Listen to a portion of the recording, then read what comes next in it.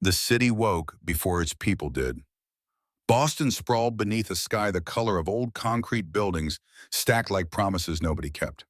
On Beacon Hill, where cobblestones cost more than most men earned in a year, the Hart Mansion stood behind gates that locked out more than thieves. Inside those walls, silence lived like a third occupant, permanent and suffocating. Evelyn Hart opened her eyes at 4:47, 3 minutes before her alarm. She had trained herself years ago to beat the clock, as if waking first meant winning something. The penthouse bedroom stretched around her in geometric perfection, all glass and steel, and nothing soft enough to hold a memory. Through floor-to-ceiling windows, the harbor spread dark and restless, dotted with lights that pretended to be stars. She didn't move yet. This moment, suspended between sleep and the day's demands, was the only time she let herself feel the weight. Every morning it pressed against her ribs, heavy as the question she never stopped asking. Her daughter existed somewhere in this house, breathing, living, technically fine. But the child who used to sing while braiding invisible hair on her dolls, who invented elaborate stories about clouds, having families who laughed so hard at her father's terrible jokes that milk came out her nose, that girl had vanished 6 years ago on a rain-slicked highway, and no amount of money could bring her back. The alarm buzzed. Evelyn silenced it with a practiced swipe feet, already finding the heated marble floor. The routine consumed her like a machine programmed to function. Shower set to exactly 103 degrees. Towel warmed to match.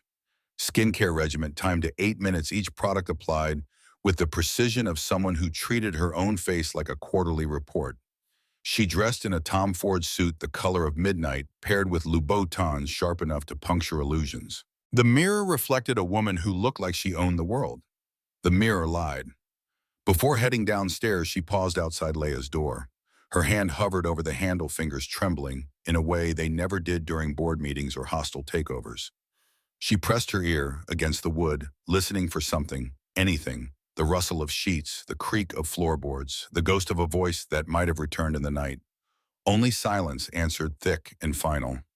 Beyond that door, Leia Hart slept curled around a stuffed fox with one ear missing and fur matted from 6 years of desperate clutching. The animal had been a gift from her father the morning of the accident, purchased from a street vendor, because he'd forgotten their anniversary and needed something, anything, to make his daughter laugh during the awkward drive to wherever he planned to take them. The fox had survived the crash. Everything else had died. Evelyn pulled away from the door, forcing air into lungs that forgot how to work properly around her daughter. She descended the curved staircase that architects had called a masterpiece, that interior designers photographed for magazines, that felt to her like walking down into a beautiful grave. The kitchen waited below all Italian marble and appliances that cost more than cars operated by a housekeeper who knew better than to make eye contact before 7. The French press sat ready, beans ground to her specifications. Evelyn poured coffee dark as accusations into a cup that could have fed a family for a week if she'd sold it. The liquid burned her tongue. She welcomed the pain. Physical sensations were easier than the other kind. Her phone glowed with notifications. Markets opening in London. A potential acquisition in Singapore that would net $17 million if she played it correctly. 3 messages from her executive assistant about a shareholder meeting that afternoon. 1 email from Dr. Brennan Leia's latest therapist, subject line reading, monthly progress report, though they both knew progress was a generous word for the nothing that kept happening. She opened it anyway. The document loaded with clinical detachment, full of terms like persistent selective mutism and trauma-related speech inhibition and continued non-responsive to conventional therapeutic approaches. Translation: her daughter still wouldn't speak, and medicine had no idea why. Or rather, they knew exactly why. They just couldn't fix it. The report recommended continued sessions. Evelyn had paid for 47 therapists over 6 years. Speech specialists, child psychologists, trauma experts, flown in from Switzerland and Tel Aviv and Singapore. One woman had charged $8,000 to sit in silence with Leia for an hour, calling it presence-based healing. Another had suggested equine therapy, as if horses understood grief better than humans. A man from UCLA had brought equipment that measured brainwaves, producing graphs that proved her daughter's mind worked perfectly fine. The silence was a choice, conscious or not, to remain locked behind walls no one could scale. Evelyn deleted the email. The phone immediately buzzed with another, then another. The world never stopped demanding her attention, her decisions, her money, her time. Everything except the one thing she wanted to give: the ability to hear her daughter's voice again. She moved to her home office, a room designed to intimidate. Mahogany desk positioned to force visitors to stare into backlit windows, leaving her face in shadow. Bookshelves lined with legal texts and business theory she'd never actually read, but that looked impressive during video conferences. A single photograph on the desk, the only one in the entire house, her wedding day 19 years ago, when she'd believed in things like forever. Marcus Hart smiled at her from behind glass, frozen at 32, forever young, forever gone. He'd been an architect, the kind who drew buildings nobody would ever construct, because they were too beautiful, too impractical, too expensive to exist outside imagination. She'd fallen in love with a dreamer, then spent a decade resenting him for not dreaming about mortgages and college funds and retirement portfolios. The irony crushed her. Some mornings she'd wanted him to be more practical, and death had made him permanent. The accident had been classified as unavoidable. Black ice on Route 2 visibility near zero, or another car hydroplaning across lanes. Marcus had swerved to avoid it, overcorrected, and sent their sedan spinning into a guardrail at 60 miles an hour. The investigating officer had used the word instantaneous 3 times when describing Marcus's death, as if speed made loss easier.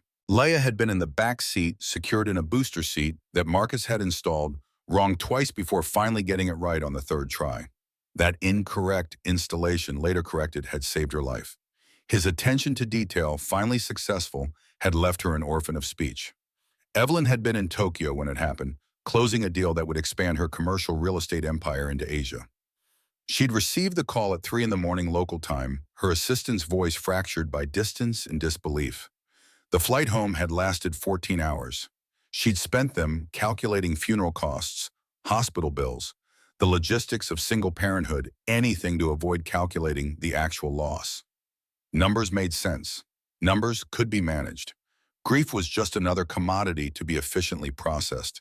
Except her daughter had stopped talking, and no spreadsheet could solve that. The markets opened. Evelyn pulled up trading screens, scanning numbers that ticked upward and downward in patterns she'd learned to read like prophecy. Her portfolio had grown by $300,000 since midnight. Another 2 hours and she could net enough to fund a small school district. The money kept coming because she understood something most people didn't. The world ran on fear and want, and if you controlled both, you controlled everything. Everything except a 6-year-old who communicated through drawings and silence. Across the city, beyond the glass towers and gentrified neighborhoods, beyond the streets, where money made rules and people made exceptions, a different morning unfolded. Westboro Street woke up to car alarms and shouting, and the smell of burned coffee filtering through thin walls. The buildings here leaned into each other like exhausted prize fighters, brick facades cracked by decades of winters that cared nothing for property values. 3rd floor apartment 3B. Caleb Turner's alarm didn't go off because it had died 2 weeks ago, and he hadn't bothered replacing it. His body knew the time anyway, trained by years of 5 a.m. shifts to wake before the city demanded it. He opened his eyes to a ceiling marked by water stains that looked like continents, islands of damage from some tenant's problem, 3 floors up, that the landlord had never fixed. The bedroom barely fit his mattress, and a dresser held together by hope in wood glue. Noah's room next door was even smaller, but Caleb had given his son the one with the window, the one where morning light made things seem possible. He lay still for 30 seconds, allowing himself that much rest before the day consumed him. These moments before responsibility arrived were his meditation, his prayer, his way of remembering who he'd been before life reshaped him into someone unrecognizable. In this half-sleep, he could almost hear Rachel's breathing beside him, feel her hand finding his across sheets they'd bought from a discount store, her voice murmuring something about coffee and dreams and how lucky they were to have each other. Then he woke fully, and she was gone again. The apartment held the particular cold that came from radiators owned by landlords who considered heat optional. Caleb pulled on layers, undershirt, thermal flannel hoodie, until he looked bulky enough to fight the November morning. His reflection in the bathroom mirror showed a man of 38 who looked 50 on bad days, 42 on good ones. Beard flecked with gray he hadn't earned. Eyes that had seen too much loss to pretend surprise at anything. Hands scarred from years of lifting trash bags and machinery and the heavy weight of giving up dreams. He'd been beautiful once or so, Rachel used to say. Lean and intense at all sharp angles and Music, the kind of man who could make a guitar confess secrets. Berkeley had accepted him on scholarship, saw something in his audition that suggested greatness, or at least competence. For 4 years, he'd believed he could make it. That talent and work ethic could overcome the accident of being born poor. Then reality had arrived in the form of student loans, a pregnant girlfriend, and the understanding that music was a luxury reserved for people with safety nets.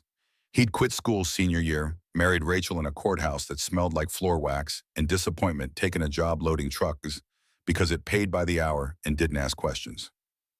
Noah had arrived 7 months later, tiny and furious and perfect. For 3 years, they'd been happy, the kind of happiness that didn't require money, that lived in cheap apartments and homemade meals, and Rachel singing off-key while folding laundry.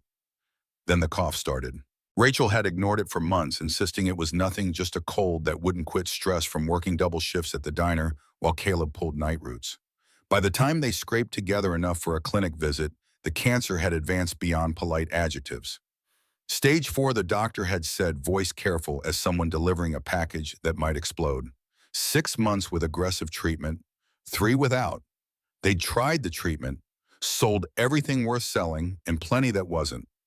Caleb pawned his guitar first, the Martin D28. He'd saved 2 years to buy the instrument that had defined him. Then the amp, the microphone, Rachel's grandmother's ring, their wedding bands, furniture, books, anything that could be converted to cash and fed into the machine of American healthcare. Insurance covered a fraction. The rest came from their lives liquidated and transformed into chemicals pumped into Rachel's veins every Tuesday and Thursday, poison fighting poison, while Caleb held her hand and lied about how good she looked. She'd lasted 8 months. Near the end, when morphine made her honest, she'd whispered, "I'm sorry I'm costing so much." He'd broken then, the only time Noah saw his father sob, curled over his wife's hospital bed, like a man trying to physically hold someone to earth. She died on a Sunday, which felt appropriate because churches were full of people pretending death was part of a plan, that loss had meaning, that pain served some higher purpose. Caleb hadn't sung since. The kitchen smelled like the same burned coffee as every other apartment on the floor. A collective exhaustion filtered through cheap Mr. Coffee machines and chicory-stretched grounds. He started eggs and toast, moving through the routine with efficiency born from doing it alone. Noah would be up soon, stumbling out with hair pointing in 6 directions, and that sleepy smile that was all Rachel, pure light in a world designed to extinguish it. While the eggs cooked, Caleb looked out the window at Westboro Street, waking up. Mrs. Chen across the way was already hanging laundry despite the cold sheets, snapping in wind that would freeze them stiff. 2 buildings down, someone's dog barked the same neurotic rhythm it had maintained for 3 years. A truck rolled past Bass, thumping loud enough to shake windows. Music turned into a weapon against silence. This neighborhood didn't appear in tourist guides or development plans. The city had forgotten these streets existed until gentrification arrived like a slow-motion invasion. Coffee shops appearing where hardware stores used to be, rent doubling because someone decided character was valuable. Caleb had watched it happen block by block, friends displaced by people who called the aesthetic authentic while destroying everything that made it real. He'd stay as long as possible. Noah had friends here, a school where teachers knew his name, streets where he could walk without Caleb worrying he'd become a statistic. Besides, moving required money they didn't have, and energy Caleb couldn't spare. Every dollar went to rent, food, utilities, and the small savings account he added to each week, like prayer beads, hoping to build enough to send Noah to college, to give his son the future Caleb had abandoned. The bedroom door opened. Noah emerged, 12 years old and already taller than his mother, had been wearing an oversized Celtics jersey and the kind of bedhead that defied physics. He yawned loud enough to echo. Caleb smiled. "Morning, superstar." Noah grunted something that might have been language, collapsing into a kitchen chair that wobbled on an uneven leg. Caleb slid eggs and toast in front of him, watching his son's face shift from sleep to consciousness. These moments felt like witnessing a miracle, the daily resurrection of the person he loved most, proof that something good had survived all the loss. Noah ate with the efficiency of someone perpetually hungry, growing bones demanding fuel. Between bites, he flipped through a library book about space, showing Caleb pictures of nebulas and black holes and stars burning billions of miles away. Says here, light takes so long to travel that when we look at stars, we're seeing the past. Like that star might be dead already, but we won't know for 1,000 years. Caleb poured orange juice from concentrate. Heavy thoughts for breakfast. Noah shrugged, still more Rachel than him, seeing wonder where Caleb only saw distance. I think it's cool, like how mom's still in pictures even though she's gone. We see her, but it's the past. The words landed gentle but precise, finding the spaces between Caleb's ribs, where old wounds never quite healed. He'd learned to live with Noah's observations about death and memory, the way children process loss through metaphor, in science and whatever framework made it bearable. Sometimes his son was 12, sometimes he was 40. Yeah, buddy, kind of like that. Noah nodded, satisfied, returning to his book. Caleb watched him eat, memorizing details against future loss, the way his son's hair curled behind his left ear, the constellation of freckles across his nose that Rachel used to call star maps, the focused intensity he brought to everything from homework to breakfast. This boy was his country, his religion, his reason for waking up and facing another shift, lifting other people's garbage. The clock above the stove read 5:43. Time to move. Caleb packed Noah's lunch sandwich, apple chips, cookie, the same combination every day, because routine was cheaper than variety, while Noah brushed teeth and changed into school clothes. The morning proceeded in practice choreography, two people who'd learned to orbit each other without collision. At 6:15, they left the apartment, locking three separate locks because Westboro Street had its share of optimists willing to try doors. The walk to Noah's school took 12 minutes past corner stores with barred windows and murals painted by kids who'd since moved away or stayed and learned to stop dreaming. Noah talked the whole way, stories about classmates and teachers and some complicated drama involving trading cards that Caleb pretended to understand. His son's voice was music, the only kind Caleb let himself hear anymore. At the school gates, Noah paused, hitching his backpack higher. "You working the Beacon Hill route today?" Caleb nodded. "Why?" Noah grinned, mischievous. "Just don't let any rich people yell at you. You're worth like 10 of them." The words struck Caleb's chest, pride and pain mixing. Get to class, philosopher. Noah ran off, shouting goodbyes to friends already absorbed into the ecosystem of childhood, where yesterday's arguments became today's alliances. Caleb watched until his son disappeared into the building, then turned toward the sanitation depot 3 miles away, walking because bus fare added up and his legs still worked. The morning shift started at 7 sharp. Caleb clocked in alongside men who'd become brothers through shared misery, guys named Miguel and Deshaun and Tommy, who'd all taken this job because it was the best bad option available.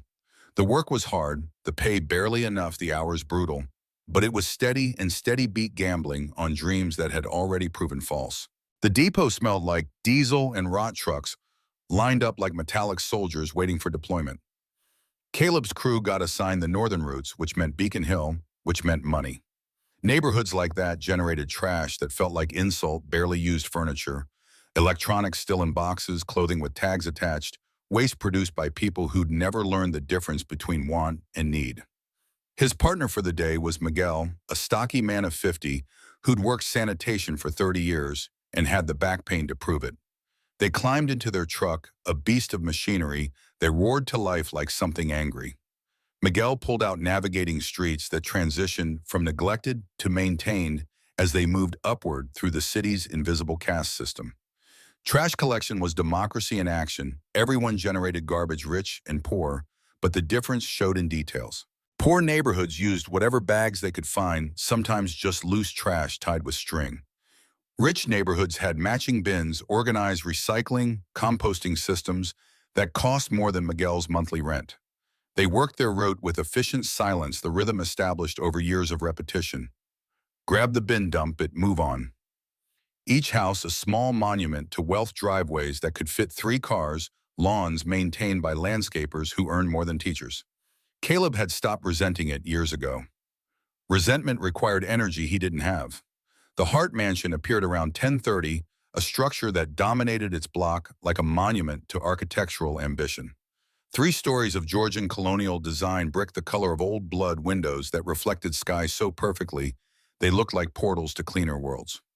A stone wall topped with iron spikes enclosed the property gates, operated by systems that probably cost more than Caleb's education. Miguel whistled low. "Every time I see this place, I wonder what it's like inside." Caleb shrugged. "Probably lonely." They collected the bins, 4 of them, each containing trash that would have funded a week's groceries.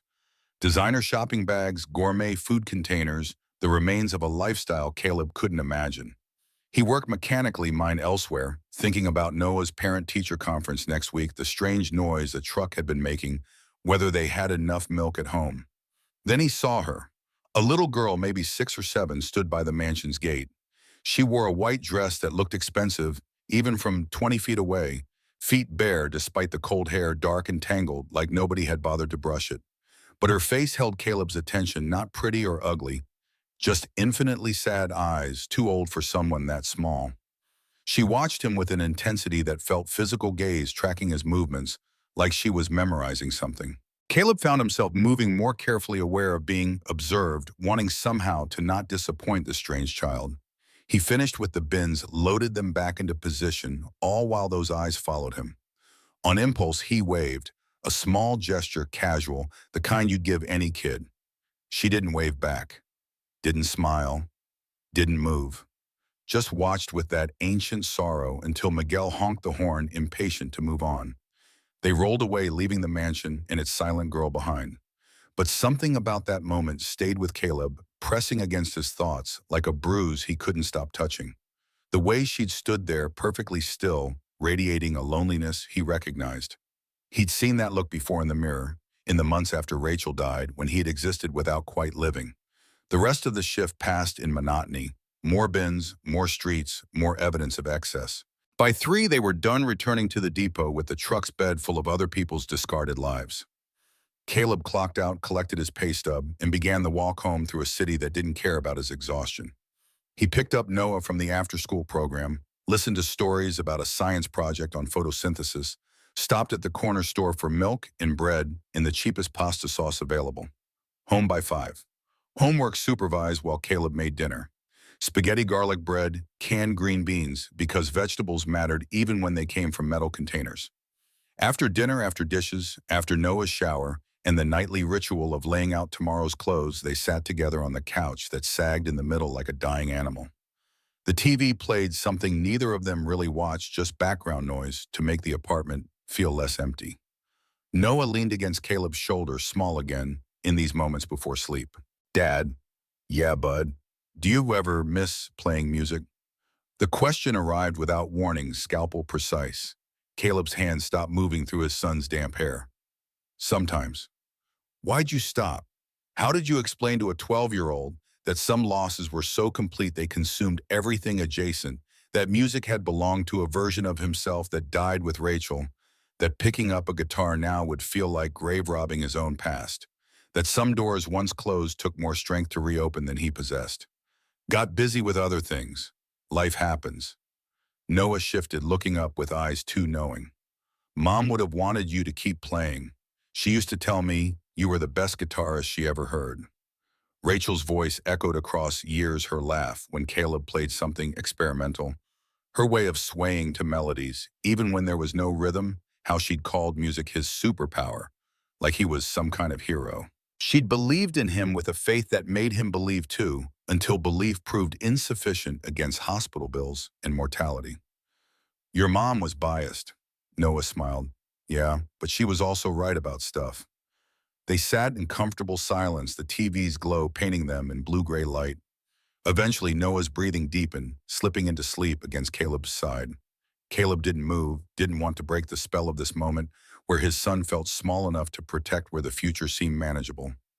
Outside, sirens wailed. Someone shouted in Spanish. A bottle shattered. The city's nightly symphony, familiar as breathing. Caleb closed his eyes, holding his sleeping son, thinking about a little girl in a white dress who watched strangers with eyes that had forgotten how to hope. He couldn't have known then how their lives would intersect, how a moment of recognition would become the hinge on which everything turned. Couldn't have predicted that the smallest gesture, a wave, a smile, a quiet acknowledgement of shared loneliness, would unravel 2 carefully constructed worlds and rebuild them into something neither could have imagined. But fate was already working patient and inevitable drawing lines between people who thought they lived in separate universes. The next morning arrived with rain that turned the city gray and cold. Evelyn stood in her office watching water streak the windows, distorting the harbor into abstract patterns. She'd been awake since 3, unable to sleep, haunted by dreams of Marcus and car crashes, and her daughter's voice calling for help in a language she couldn't understand.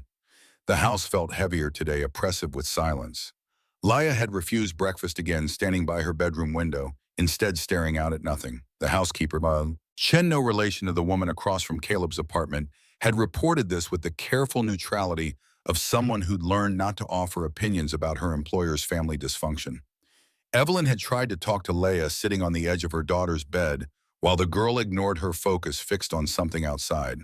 The routine had become unbearable, Evelyn speaking into the void, asking questions that went unanswered, trying to decode her daughter's thoughts through posture and size and the occasional drawing that might have been meaningful or might have been random.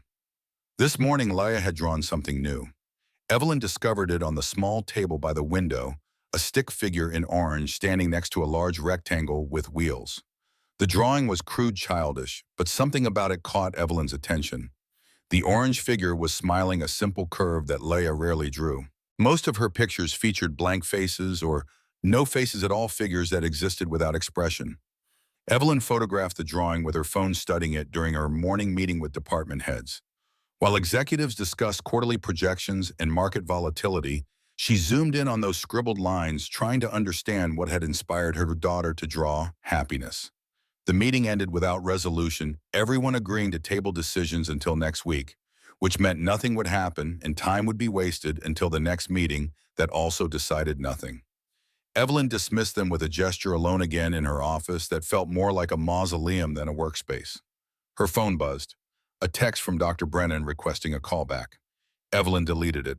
She was done with experts who diagnosed without curing, who took her money, and provided reports full of jargon that translated to, "We don't know."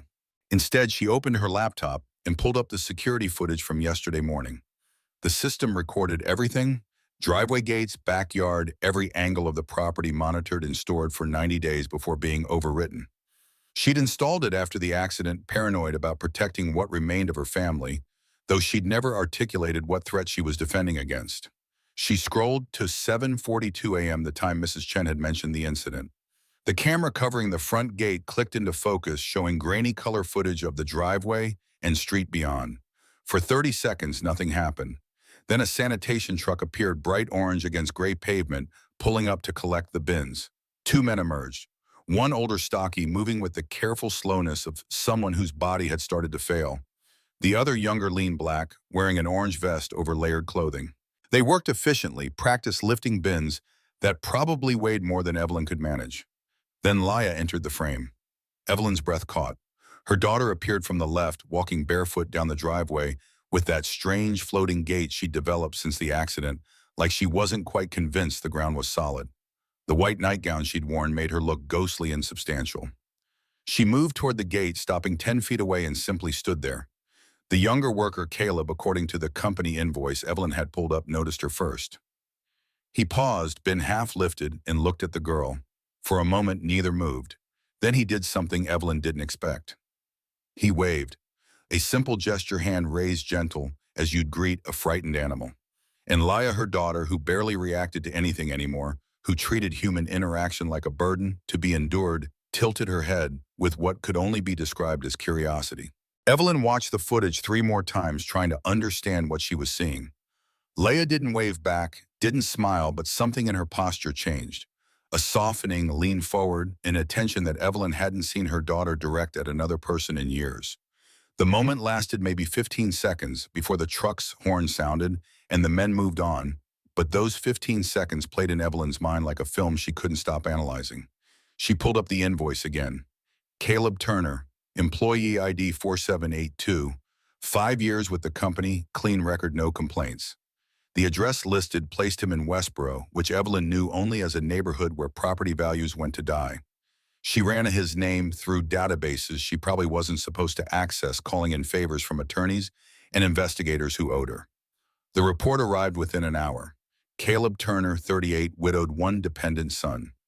Former music student at UC Berkeley, dropped out senior year. No criminal record. No debt beyond medical bills from his late wife's treatment. Currently employed full-time with municipal sanitation, supplementing with occasional handyman work. The report was remarkably boring, the life of someone who'd stopped trying to be exceptional and settled for surviving. Evelyn stared at his photo pulled from an old student ID someone had digitized. He looked younger in it intense, all sharp angles and ambition. The contrast between that image and the tired man in her security footage felt like evidence of something, though she wasn't sure what. Her phone rang. The office line, which meant business. She answered with her professional voice, the one that could freeze negotiations or charm board members depending on need. The conversation lasted 12 minutes, centered around a commercial development in Providence that was hemorrhaging money due to contractor delays. Evelyn made decisions, rapid-fire threatening legal action here, offering financial incentives there, restructuring timelines until the project looked salvageable. She hung up, having saved $3 million and countless jobs, another problem solved through the application of will and capital. But her mind stayed on the security footage, on her daughter's tilted head, on the way a stranger's simple wave had earned more response than Evelyn's 6 years of desperate effort. Jealousy arrived first, hot and shameful, then anger at herself for feeling jealous, then a kind of desperate hope that made her hands shake. If this man, this garbage collector, had somehow reached Laya even momentarily, maybe he could do it again. Maybe he held some key Evelyn didn't possess, some quality or knowledge or simple human decency that could unlock her daughter's silence. The thought felt insane. Hiring a sanitation worker to interact with her daughter, bringing a stranger into their home based on one wave captured on security footage, it violated every boundary of logic and propriety. Her lawyers would have panic attacks. Her social circle would whisper about mental breakdown. Even she recognized the idea as desperate, possibly dangerous, certainly unprecedented. But Laya had tilted her head, had shown interest, had drawn that stick figure in orange with a smile. Evelyn sat with the thought for an hour, turning it over like a stone that might contain diamonds, or just more stone. Her entire life had been built on calculated risks, on seeing opportunities others missed, on trusting her instincts even when data suggested otherwise. This felt different, not a business decision, but a mother's gamble, the kind where failure wouldn't mean lost money, but lost hope. She made a call to the sanitation department, speaking with a supervisor who sounded confused but compliant, when Evelyn requested that the same crew return to her address the following day for a special pickup of renovation materials. Yes, specifically crew 4782 and his partner. Yes, she understood it wasn't standard protocol. Yes, she would pay additional fees to make it happen. Money made things possible. Money made things happen. The supervisor agreed after Evelyn offered to donate new trucks to the department's fleet. The call ended with promises that Caleb Turner and his partner, Miguel Rodriguez, would arrive at the Hart residence at 8 a.m. sharp. Evelyn sat back, pulse racing, unsure if she'd just made a brilliant move or revealed herself as unhinged. The line between the two had always been thin: success and madness, separated by outcome rather than method. She'd know tomorrow which side this decision fell on. That evening, Leah stood at her bedroom window longer than usual, face pressed against the glass, hard enough to leave fog halos with each breath. She'd refused dinner, entirely unusual, even for her inconsistent eating habits. Mrs. Chen reported finding the girl in the same position 3 different times, watching the street like she expected something. Evelyn climbed the stairs with legs that felt too heavy, reaching Laya's door and pausing before entering. She found her daughter exactly as described, forehead against the window, hands splayed on either side, like she was trying to push through the glass into the world beyond. Evelyn knelt beside her, following Laya's gaze out to the empty street below. "What are you looking for, baby?" Laya didn't respond, didn't even acknowledge her mother's presence. But her breath quickened slightly, and her fingers pressed harder against the glass, and Evelyn realized with a certainty that her daughter was waiting for tomorrow, for the garbage truck, for another glimpse of the man who'd waved. She wrapped an arm around Laya's shoulders, feeling how thin her daughter had become, all angles and fragility.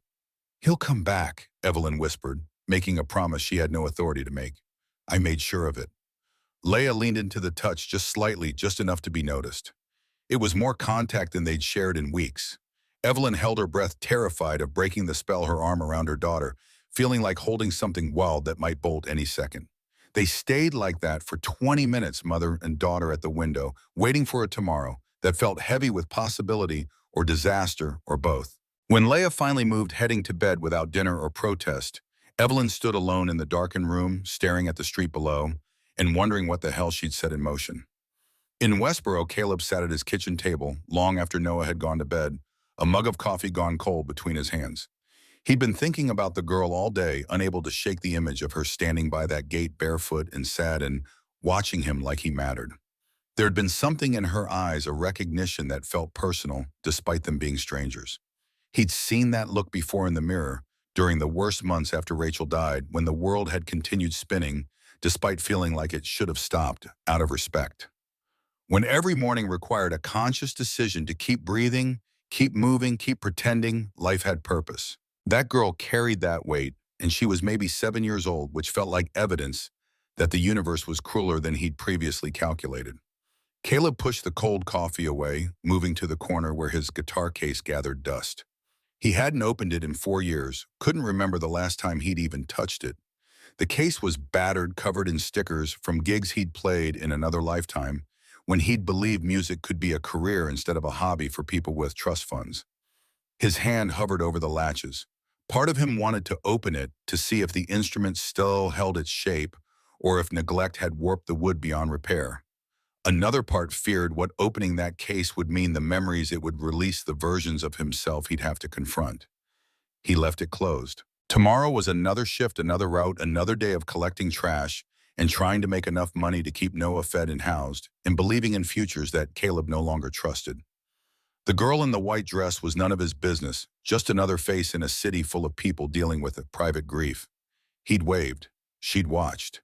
That was the extent of their connection, and that's where it would end. Except it wouldn't. Because Evelyn Hart had already set things in motion, had already pulled strings and made calls and arranged for their lives to intersect again. And Caleb, carrying his own losses, would show up tomorrow morning, having no idea he was about to step into a story that would demand more from him than labor. He went to bed thinking about Noah, about bills, about the truck's weird noise, and whether it would fail inspection. He didn't think about the girl because thinking about strangers' sadness was a luxury he couldn't afford when managing his own required all-available energy. But in his dreams he heard music. Not his own, but Rachel's voice, humming something wordless and warm, the way she used to when folding laundry or washing dishes, or just existing in that unself-conscious way that had made loving her effortless. And in the dream, a small girl in a white dress stood in the doorway watching him play guitar, and when he looked up, she smiled. Caleb woke at 4 a.m. feeling unsettled, like he'd been running in his sleep. He lay in darkness, listening to Noah's breathing through the thin wall, trying to shake the feeling that something was about to shift, that tomorrow held more weight than a normal Wednesday should. He was right. The truck arrived at the Hart mansion at exactly 8 a.m., punctual to the minute, in a way Miguel appreciated and Caleb found suspicious. Rich people didn't usually care about specific times for trash collection, but the work order had been explicit: 8 a.m. renovation debris removal, special request. Miguel pulled up to the gates, which opened automatically this time, granting access to the circular driveway. The mansion looked even more imposing up close, the kind of building that made you aware of your own insignificance. Caleb climbed out, scanning for the debris they were supposed to collect, finding nothing. Then the front door opened. A woman emerged, tall and elegant, in a way that money couldn't buy, but certainly enhanced. She wore a charcoal suit that probably cost more than Caleb's monthly rent, heels that clicked against stone like a judge's gavel. Her hair was pulled back, severe face composed into an expression of controlled neutrality. But her eyes gave her away, exhausted, desperate, trying hard to mask both. She walked toward them with purpose, and Caleb realized this was it, whatever it was. This woman hadn't called them here for renovation debris. She'd called them here for a reason that had to do with the girl in the white dress, and Caleb's stomach tightened, because he suddenly understood he was about to become involved in something that couldn't end well. Miguel noticed too, shooting Caleb a worried glance that said, "Maybe we should leave," without using words.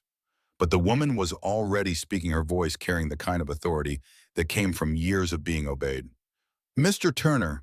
Caleb nodded, unsure how she knew his name, alarm bells ringing in a mind that had learned to recognize trouble. "Yes, ma'am. I'm Evelyn Hart. I need to speak with you, alone." Miguel cleared his throat. "Ma'am, we're on a schedule. I'll compensate you for your time." She pulled out her phone, tapped something, and Miguel's phone buzzed. He checked it, eyes widening at whatever amount she'd just transferred. "Please wait in the truck." Miguel looked at Caleb, who nodded slightly. His partner retreated, leaving Caleb standing before this woman who radiated controlled desperation. Up close, he could see the foundation that couldn't quite hide exhaustion, the faint tremor in her hands she kept trying to still. Evelyn studied him with an intensity that felt invasive. "You waved at my daughter yesterday." Caleb's mind raced, trying to remember if waving was illegal, if he'd somehow violated some law about interacting with rich people's children. "I, yes, I didn't mean—" She smiled. The words stopped him. Evelyn's voice had cracked slightly on smiled, betraying an emotion she clearly worked hard to contain. "She hasn't smiled at anyone in 6 years. Not at me, not at her therapists, not at anyone. But yesterday, after you waved, my housekeeper found her smiling. And this morning, she drew a picture of you." Caleb's heart started beating faster, sensing he was stepping into something dangerous, something that would demand more than he had to give. "Ma'am, I just waved. I didn't. My daughter hasn't spoken since her father died." Evelyn's voice was steady now, clinical, reciting facts that probably destroyed her every time she said them aloud. "Selective mutism, they call it. Trauma-induced. I've hired every specialist, tried every therapy, spent millions trying to help her. Nothing works. She exists in silence, and I've accepted that's where she'll stay." She paused, and when she continued, her voice carried a vulnerability that seemed to cost her everything. "But she responded to you, to a simple wave from a stranger. And I need to understand why." Caleb stepped back, shaking his head. "I'm not a therapist, ma'am. I don't know anything about kids or trauma or—" "I'm not asking you to fix her." Evelyn's eyes held his, and he saw desperation there that reminded him of himself in hospital hallways begging doctors to save Rachel, willing to promise anything for more time. "I'm asking you to wave again, to let her see that you're real, that you didn't disappear. That's all. Just be present." Every instinct told Caleb to refuse to get back in the truck and drive away from this woman's pain because he barely managed his own. He thought about Noah, about maintaining boundaries between work and life, about how helping strangers had a way of consuming you until you forgot to save yourself. But he also thought about the girl's eyes, about that ancient sadness in someone too young to carry it, about how he'd recognize that particular grief anywhere because it lived in his own mirror. "I don't think this is a good idea," he said quietly. "Neither do I." Evelyn's honesty surprised him. "But I'm out of ideas, and she's waiting by the window right now watching for your truck. I can't bear to let her down again." The words hit Caleb's chest like a thrown stone, precise and painful. He looked up at the mansion, scanning the second-floor windows, finding one where a small figure stood pressed against the glass. Even from this distance, he could see her watching, waiting, hoping for something only he could provide by simply existing. He thought about his own son, about what he'd do if Noah was locked in silence, about the lengths he'd go to reach him. He thought about Rachel's voice in his dreams, humming something wordless, and about how sometimes the smallest gestures carried more weight than grand plans. Against every rational thought, he heard himself say, "Okay." Relief broke across Evelyn's face, quick and unguarded, before she reassembled her composure. "Thank you, I don't— Thank you."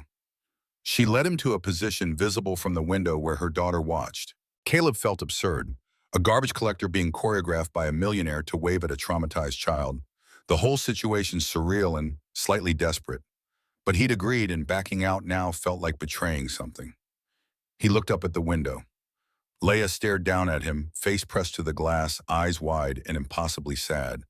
For a moment, they simply regarded each other, stranger and stranger, connected by nothing but mutual recognition of grief's particular shape.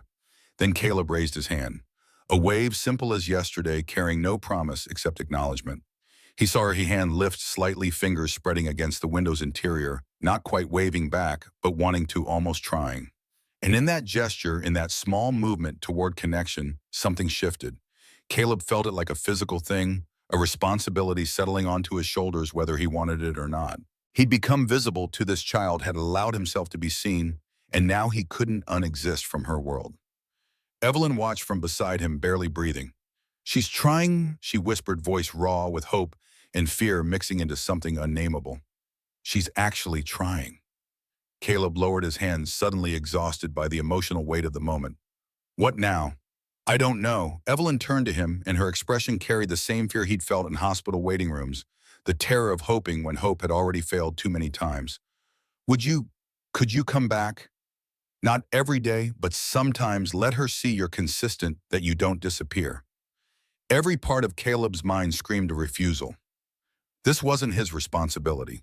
He had his own son to worry about, his own life, to manage his own losses, to process without taking on a stranger's.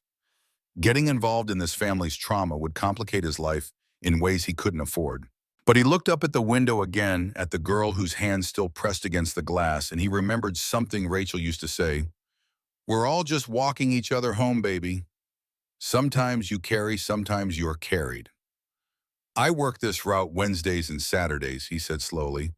"I can't promise anything except showing up. That's more than anyone's offered in 6 years." They stood in awkward silence, both aware they'd just entered an agreement neither fully understood. Evelyn's phone buzzed insistently, the outside world demanding her attention. She glanced at it, then back at Caleb. "I need to pay you for your time. You already paid Miguel enough for both of us. That's not, I mean, for coming back. For being consistent. Let me compensate you properly." Caleb's pride flared hot and immediate. He wasn't a service to be purchased, wasn't someone whose presence could be bought, like hiring a tutor or landscaper. But looking at Evelyn's face, he realized she wasn't trying to insult him. She simply spoke the only language she knew, one where money solved problems and everything had a price. "I don't want your money for waving at your daughter," he said firmly. "If I come back, it's because I choose to, not because I'm being paid." Something flickered in Evelyn's expression: surprise, maybe respect, possibly relief that someone existed who couldn't be bought. "Okay, thank you." Caleb nodded, returning to the truck where Miguel waited with questions in his eyes. As they pulled away, Caleb glanced back at the mansion, seeing the small figure still at the window, watching them leave. He raised his hand one more time, a brief wave that probably meant nothing and might mean everything. The rest of the shift passed in Miguel's speculations about what had happened, which Caleb deflected with non-committal grunts. He couldn't explain it because he didn't understand it himself, why he'd agreed to return, why this girl's silence had reached through his own carefully constructed walls. By the time they returned to the depot, Caleb had convinced himself he'd made a mistake, that Wednesday would come, and he'd call in sick, that getting involved in a rich woman's family problems was a disaster waiting to manifest. He clocked out, collected his pay, and walked home through streets that didn't care about anyone's good intentions. Noah was already home doing homework at the kitchen table, pencil tucked behind one ear in imitation of Caleb's habit. He looked up as his father entered, grinning, that smile that made everything worthwhile. "How was work?" Caleb dropped his keys in the bowl by the door, considering how to answer. "Weird," he finally said. "Really weird." Noah's grin widened. "Good weird or bad weird?" "Not sure yet." They made dinner together, Noah talking about his day while Caleb chopped vegetables with more aggression than necessary, working through feelings he didn't want to name. After they ate, after homework was finished, and the apartment had settled into evening quiet, Caleb found himself standing in front of his guitar case again. This time he opened it. The instrument lay in its velvet cradle wood, still glossy despite years of neglect. He'd bought it used from a shop in Oakland, had played it at every gig that mattered, had written songs on it that Rachel claimed were beautiful even when they weren't. Picking it up felt like holding history, like touching a version of himself that had died without being buried. He carried it to the couch, settled the weight against his body, and positioned his fingers on strings that felt foreign and familiar simultaneously. For several minutes, he just sat there, relearning the feeling, remembering muscle memory his hands hadn't forgotten, even if his heart had. Then he played a single chord. D major, simple and clean, the first chord every guitarist learned. The sound filled the apartment, rich and resonant, and Noah appeared in his doorway, instantly eyes wide. Caleb played another chord, then another. Not a song, just sounds, testing whether music still existed in his hands or if grief had taken that too. The notes came slowly, rusty, but they came. His fingers remembered the patterns, even as his mind struggled to remember why this had once mattered enough to build a life around. Noah crept closer, settling on the floor beside the couch, watching his father with an expression that mixed wonder and hope, and something like relief. "You sound good, Dad." Caleb's hand stopped. "Rusty. Still good." They sat in silence for a moment, the apartment holding the echo of those few chords like capturing lightning in a jar. Then Noah asked, quiet and careful, "Why now? Why'd you decide to play again?" Caleb thought about the girl in the window, about her hand against the glass, about Evelyn's desperation, and his own inability to walk away from someone else's pain, even when drowning in his own. He thought about Rachel's voice in his dreams, and her belief that music wasn't something you did, but something you were. "Sometimes you forget what you're capable of," he said slowly, "until something reminds you." Noah nodded like he understood, and maybe he did, 12 years old, and already wise in ways that came from loss. They stayed there, father and son, the guitar resting silent again on Caleb's lap, both of them aware that something had shifted, but unsure what it meant. Wednesday arrived with frost coating the windows and wind that cut through layers. Caleb woke with his stomach in knots, still undecided about whether to show up at the Hart mansion. All morning he moved through routine with half his mind elsewhere, dropping Noah at school with distracted goodbyes, arriving at the depot with questions he couldn't voice. Miguel noticed immediately. "You okay, man?" "Yeah, just tired." They loaded the truck, received their out assignment, and headed toward Beacon Hill. As they drove, Caleb felt his pulse accelerate, palms sweating despite the cold. He'd spent 2 days telling himself he wouldn't go through with this, that he'd call in sick or ask for a different route, that Evelyn Hart's problems weren't his to solve. But he hadn't called in sick, hadn't asked for reassignment. And as they turned onto her street, he realized with a mixture of dread and resignation that he was going to show up because he'd said he would, and keeping promises was one of the few things he still controlled. The gates were open again. Evelyn stood in the driveway, but this time she wasn't alone. The girl Leia stood beside her, wearing a pink coat over jeans, still barefoot despite the temperature. They'd positioned themselves where the windows couldn't see, and Caleb understood Evelyn was bringing her daughter to him, closing the distance because hope had made her brave or desperate or both. Miguel pulled to a stop, confusion clear on his face. "What?" "Just give me a minute," Caleb said, climbing out before he could change his mind. He approached slowly, aware that this was insane, that nothing about the situation was normal or advisable. Evelyn watched him with barely contained anxiety, one hand resting on her daughter's shoulder in a gesture that looked more like anchoring than comfort. Caleb stopped 10 feet away, maintaining distance because crowding felt wrong. Up close, Laya looked even smaller than from afar, fragile as spun glass. Her eyes were dark brown, ringed with lashes too long for someone that young. She studied him with that same intense focus, like memorizing a face she'd need to recall later. For a long moment, nobody spoke. The morning held its breath, frost glittering on perfectly maintained grass, the city's distant hum muffled by cold. Then Caleb did the only thing that made sense to him. He knelt, bringing himself to her eye level, and smiled. Not a big smile, not performative or trying too hard, just a simple acknowledgement of her existence. "Hi." Laya's eyes widened slightly. Her mouth opened, closed, opened again. No sound emerged, but her lips formed a shape that might have been high if voice had been attached. Evelyn's breath caught audibly.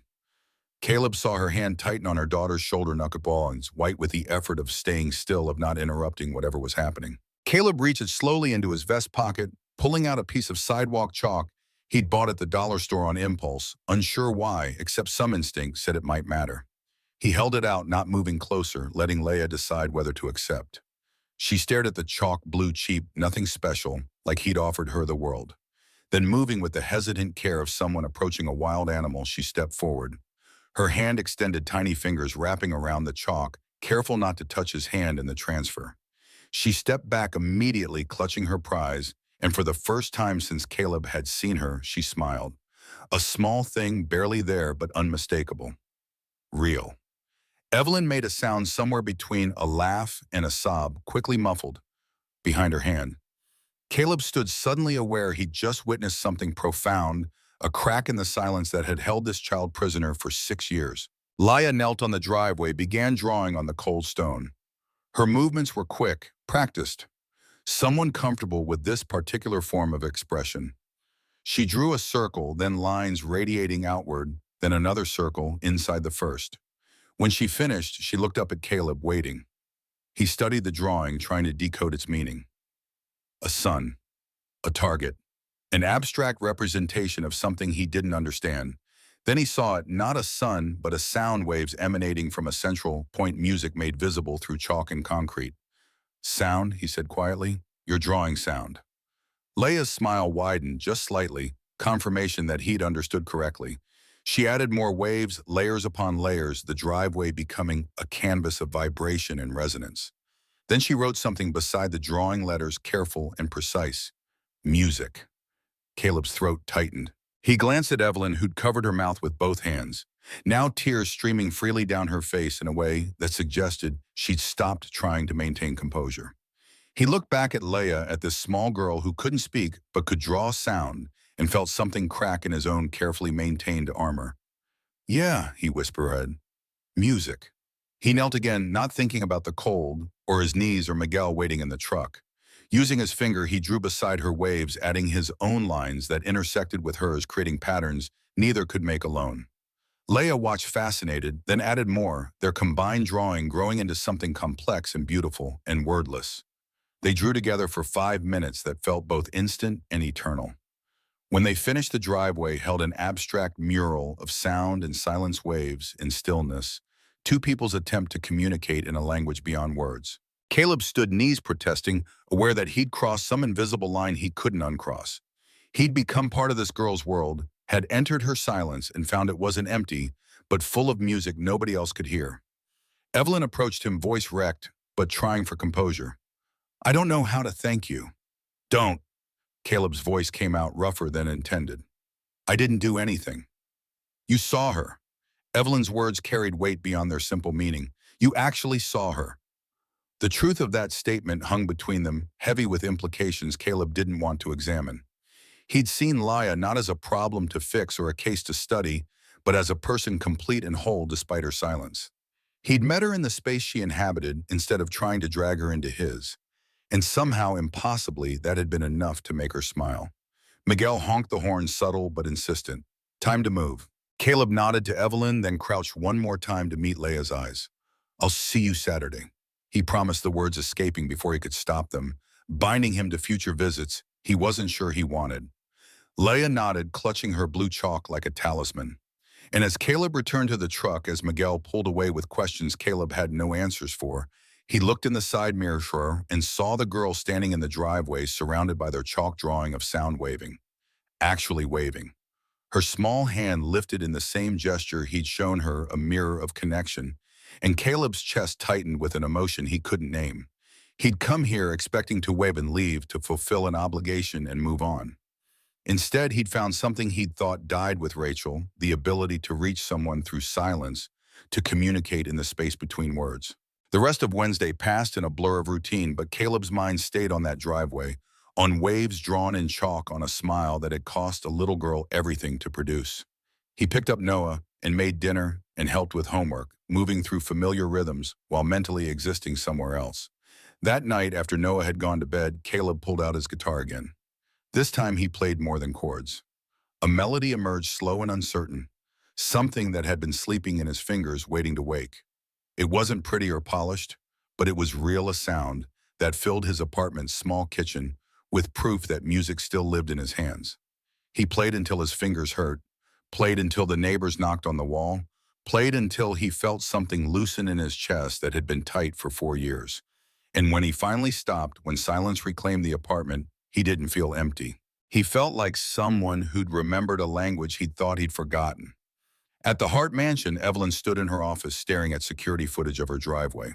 She'd watched the recording 6 times, rewinding to the moment her daughter smiled, to the way Leia had reached for that cheap piece of chalk, like receiving a gift beyond price.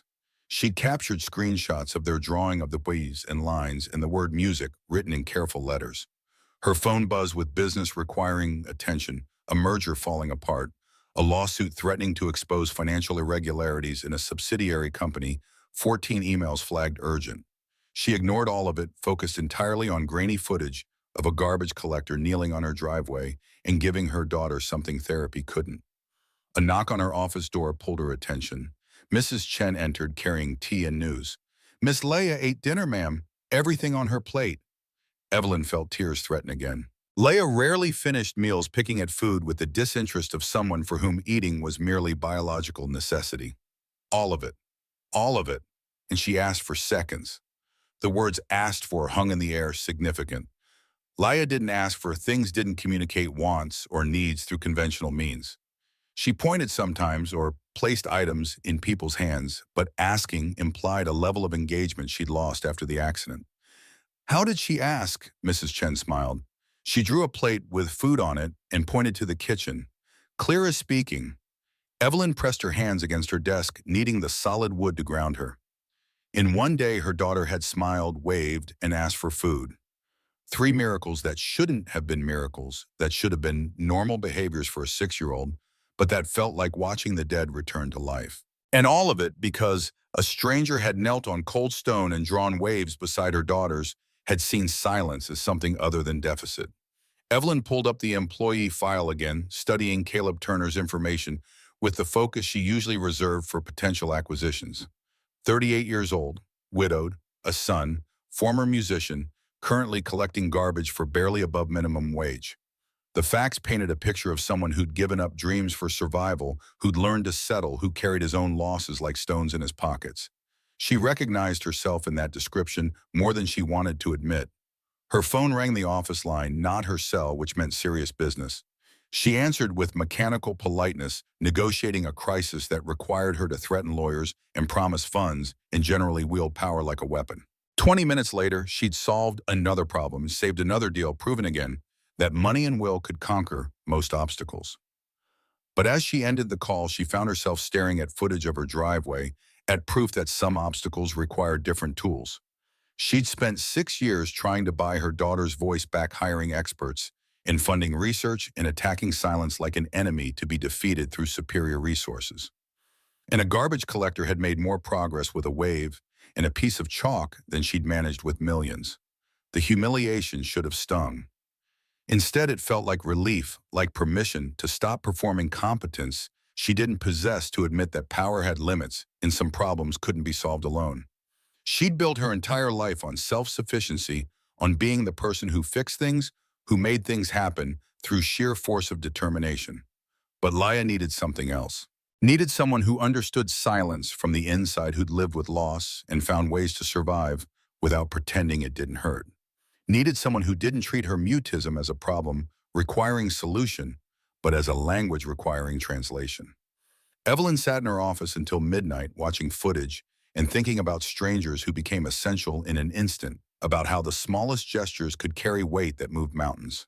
Somewhere in her mansion, Leia slept clutching blue chalk, dreaming of waves and sound, and a man who'd knelt in the cold to meet her where she lived. And in Westboro, Caleb lay awake in his small bedroom, guitar resting against the wall, wondering what the hell he'd gotten himself into and why part of him was already counting hours until Saturday. Neither of them knew yet how this story would unfold, how connection would complicate and heal in equal measure, how two broken people would accidentally help each other remember what it meant to be whole. They couldn't see the future approaching, the conflicts and revelations and small miracles that waited around corners. Neither had turned yet. But they'd taken the first step, had acknowledged each other across the chasm of their separate griefs, and sometimes that acknowledgement was enough to build bridges neither believed possible.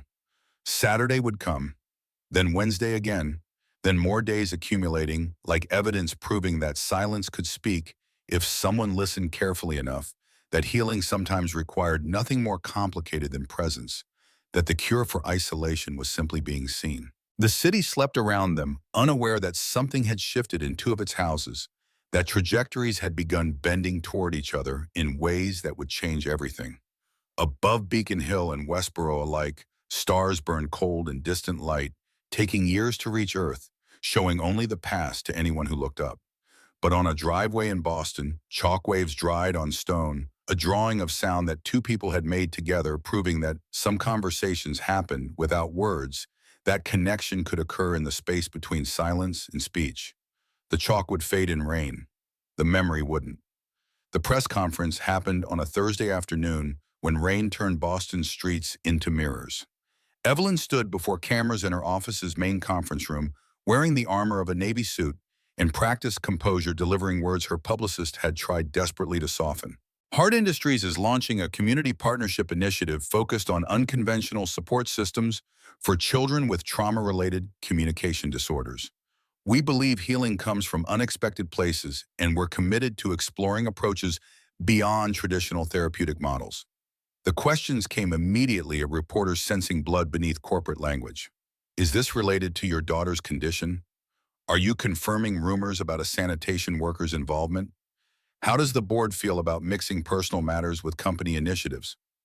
Evelyn answered each with precision, neither confirming nor denying specifics, but making clear through tone and word choice that she refused to be ashamed. By the time she finished, the story had transformed from gossip to philanthropy, from weakness to innovation. The coverage would still hurt, still expose her private life to public judgment, but on her terms. Martin Chambers called within an hour, voice tight with controlled rage. You should have consulted the board before making public statements that affect company image. I'm majority shareholder. I don't need permission to announce charitable initiatives. This isn't charity, Evelyn. This is you weaponizing company resources to legitimize a questionable parenting decision. The board won't stand for it. She'd expected this, had prepared for it with her attorney present for the call. The board can call an emergency vote if they feel my leadership is compromised. But I should warn you, forcing that vote might reveal how much support you actually lack. The threat hung between them. Martin possessed influence but not control, allies but not loyalty. Evelyn had spent years building relationships, proving competence, delivering results that made people rich. A single unconventional choice wouldn't erase that foundation unless they wanted it to, unless they'd already been looking for an excuse. Martin's silence stretched before he spoke again, voice dropping to something almost genuine. I'm trying to help you. These optics, this situation with your daughter and some worker, it makes you look desperate, unstable. Is it really worth risking everything you've built? The question carried weight because it was fair. Evelyn had constructed her life with meticulous care, every piece positioned to support the structure above it. Introducing chaos, now admitting vulnerability publicly, it threatened to topple decades of careful architecture. Yes, she said simply, it's worth it. She ended the call before he could respond, before doubt could undermine certainty. Her hands shook slightly as she set down the phone, adrenaline and fear mixing into something that felt like standing at the edge of a cliff and choosing to jump. Jennifer appeared in the doorway, tablet in hand. The coverage is already going viral. Mostly positive, but there's a contingent calling it performative wokeness. And someone leaked to the Globe about the board's concerns. Evelyn nodded, unsurprised. Let them leak. Transparency works better than control right now. That's a significant shift in strategy for you. I'm trying something new. Honesty. Jennifer's expression suggested she thought her boss had lost her mind, but was too professional to say so. She retreated, leaving Evelyn alone with screens showing her face across news sites and social media, her private choices becoming public commodity. Her phone buzzed with a text from an unknown number. She opened it to find a message from Caleb. Saw the press conference. You didn't have to do that. She typed back. Yes, I did. Wednesday's still on. His response came after a long pause. Wednesday's still on. At Westboro Street, Caleb sat on his couch staring at his phone, Noah beside him, watching the press conference replay on a laptop borrowed from school. His son's expression cycled between confusion, concern, and something that might have been pride. She really just told the whole world about you. Caleb felt exposed in ways that had nothing to do with privacy. He'd spent years invisible, blending into the background of other people's lives, content to be forgotten, because being seen meant being vulnerable. Now his name was attached to a Millionaire's charity initiative, his face likely to appear in articles about unconventional therapy, his entire existence suddenly subject to scrutiny. She didn't mention my name. She didn't have to. People will figure it out. Miguel's already getting calls from reporters asking about Hart Industries' sanitation routes. Noah closed the laptop, turning to face his father directly. Are you okay with this? Caleb didn't know how to answer. Part of him wanted to run, to quit his job and move to a neighborhood where nobody knew this story, to reclaim the anonymity that made survival manageable. Another part felt something like relief, like being seen had its own kind of freedom, like maybe hiding wasn't the same as protecting himself. I'm okay with it. Noah studied him with the discernment of someone who'd learned to read his father's lies. You don't look okay. I will be. They sat in silence while rain drummed against windows, and the city moved around them indifferent to their small crisis. Finally, Noah spoke again, voice careful. Mom would be proud of you, helping that kid. The words hit Caleb's chest with unexpected force. Rachel's pride had been his compass, once the thing that told him he was moving in the right direction. He'd lost that guidance when she died, had spent 4 years navigating without knowing if his choices honored her memory or betrayed it. You think so? Noah nodded.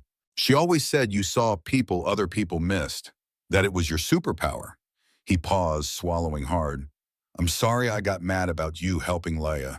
It's just scary when you're not all here, you know. Caleb pulled his son close, feeling 12-year-old bones that would soon be taller than him, a child rapidly becoming something else. I'm here. I promise I'm here. They stayed like that while the city darkened and dinner went unmade, just holding each other against the storm of change that had entered their lives without permission.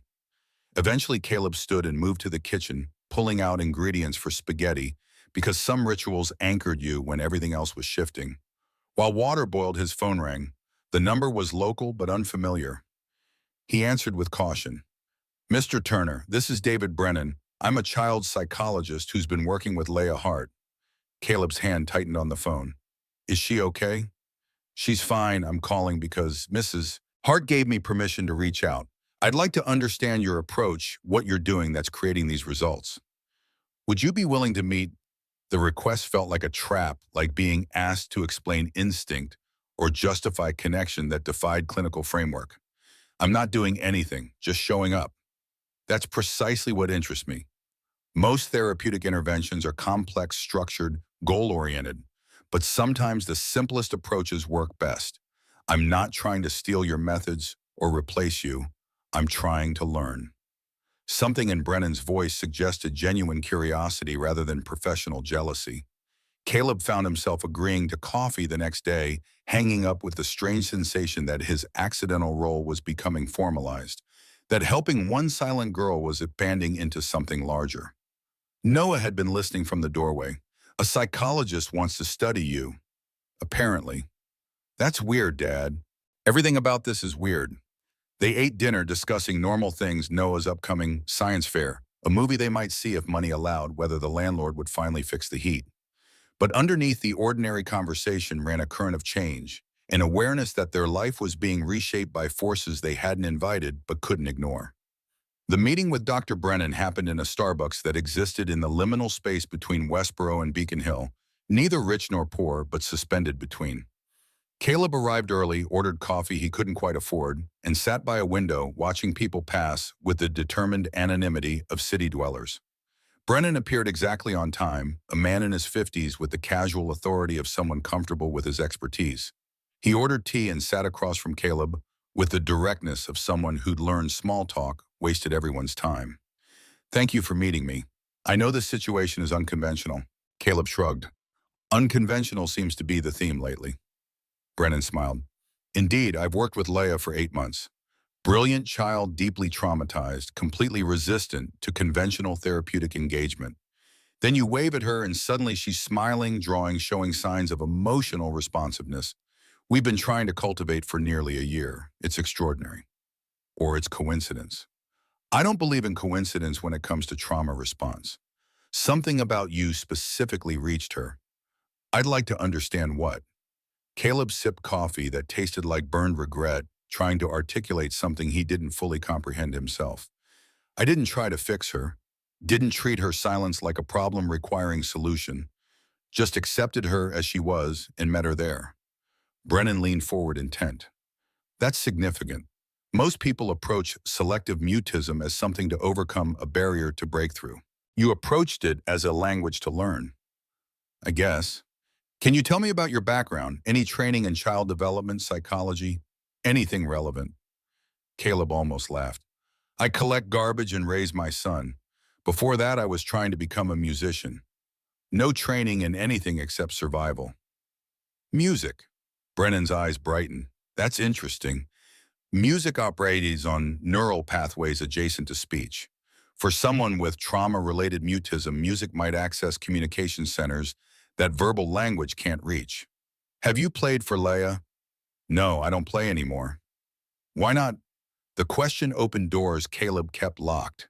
He thought about Rachel's hospital room, about selling his guitar to buy more time, about how music had become inseparable from loss until playing felt like grave robbing.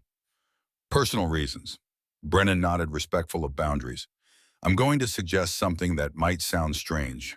Would you consider incorporating music into your visits with Leia? Not performing, not therapy in a formal sense. Just letting her experience sound in a safe context with someone she trusts. Caleb's immediate instinct was refusal. Playing guitar meant confronting everything he'd buried, meant reopening wounds that had barely scabbed over. But he thought about Leia's drawing of waves, her word written in chalk music, and wondered if she'd somehow known what she needed before anyone else did. I'll think about it. They talked for another 20 minutes, Brennan explaining neurological research about trauma and sound, Caleb mostly listening and trying not to feel like a specimen being studied. When they parted, Brennan handed him his card and a book about music therapy, saying, just in case thinking turns into doing. Caleb walked home through streets that knew him, past corner stores, where clerks called him by name, past buildings where every third window held someone who'd helped him survive Rachel's death. This neighborhood was his ecosystem, and stepping outside it into Beacon Hill's world felt like breathing different air, like his lungs weren't quite designed for it. But Leia's face kept appearing in his thoughts, her desperate hope when she'd run through rain to hug him, her small hand forming words her voice couldn't produce. She'd asked him to come back, and he had. Maybe she was asking for something more, now, something only his particular damage could provide. At home, he opened the guitar case he'd been avoiding for days. The instrument lay waiting, patient as grief. He lifted it carefully, feeling the weight settle against his body, like muscle memory his mind had forgotten, but his bones remembered. The strings needed tuning, were probably due for replacement, but when he strummed a chord, the sound was whole enough to hurt. Noah appeared, immediately drawn by music that hadn't filled their apartment in years. He said nothing, just listened, as Caleb played tentative chords building toward melody, but not quite arriving. The music was broken, imperfect, full of 4 years' rust and accumulated silence. But it was music. Wednesday arrived with unexpected sun, the kind of November brightness that felt like nature apologizing for previous cruelty. Caleb drove the route with Miguel, who'd stopped asking questions and started just shaking his head at the situation's absurdity. They pulled up to the Hart mansion at 8, and this time a small crowd had gathered. Neighbors stood on adjacent properties, phones out, recording. A news van was parked half a block down, crew setting up for what looked like remote broadcast. Someone had leaked the schedule, turned a private arrangement into public spectacle. Miguel whistled low. This is bad, man. Caleb's stomach tightened. He'd known the press conference would create attention, but hadn't anticipated this, hadn't considered that people would want to witness the oddity of a garbage collector helping a millionaire's mute daughter. The whole thing felt exploitative, their small ritual being consumed by curiosity and judgment. But the door was opening and Leia was emerging, and backing out now would mean failing her again. He climbed from the truck, ignoring cameras, focusing entirely on the small girl who'd frozen halfway down the driveway, overwhelmed by unexpected audience. Evelyn appeared behind her, face tight with fury at the invasion, but voice controlled. It's okay, baby. Just ignore them. But Leia couldn't ignore them.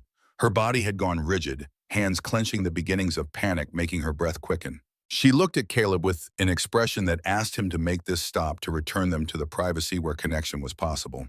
Caleb walked forward, putting himself between Leia and the cameras, blocking their line of sight with his body. He knelt, bringing his face level with hers, and spoke quietly. They're just noise. You and me were the real thing. Everything else is just noise. Leia's breathing began to slow. Her eyes focused on his face, using his calm to anchor herself. Then she reached into her pocket and pulled out a piece of paper folded small. She handed it to him with the solemnity of someone delivering something precious. Caleb unfolded it carefully. Inside was a drawing of a guitar rendered with the detailed care of someone who'd studied pictures or memories. Beneath it, in careful letters, play. His throat tightened. She'd somehow known, had intuited, or been told, or simply sensed that music was the next language they needed to speak together. The request felt like being seen, completely like she understood that playing would cost him something and was asking anyway. He looked at Evelyn, who seemed surprised by her daughter's request. Did you tell her about the guitar? No, Dr. Brennan must have mentioned it during their session. So the girl had absorbed information, held it, and chosen this moment to ask. Caleb felt the weight of the request, the way it demanded more than showing up, more than waving or drawing or simple presence. She was asking him to be vulnerable, to share the part of himself he'd protected most fiercely. He folded the paper back, slipping it into his pocket. Saturday.